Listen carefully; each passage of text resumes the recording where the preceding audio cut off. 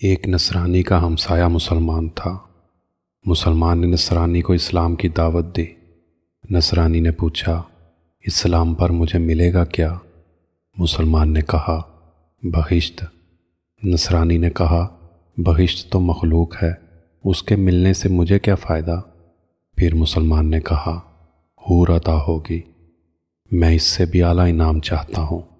مسلمان نے کہا، تو پھر تجھے دیدار الہی نصیب ہوگا۔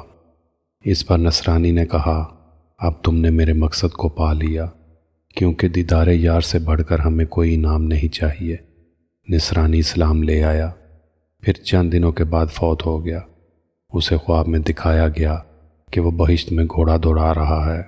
اس سے پوچھا گیا، تم فلاں نصرانیت سے اسلام لانے والے تو نہیں ہو؟ اس نے کہا، ہاں وہی ہوں۔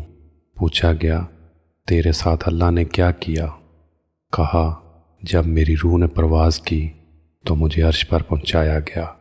مجھے اللہ تعالیٰ نے فرمایا، اے میرے بندے، تو نے میرے اشتیاق دیدار میں اسلام قبول کیا ہے، لہٰذا جا، تیرے لیے دائمی خوشنودی اور بقا ہے۔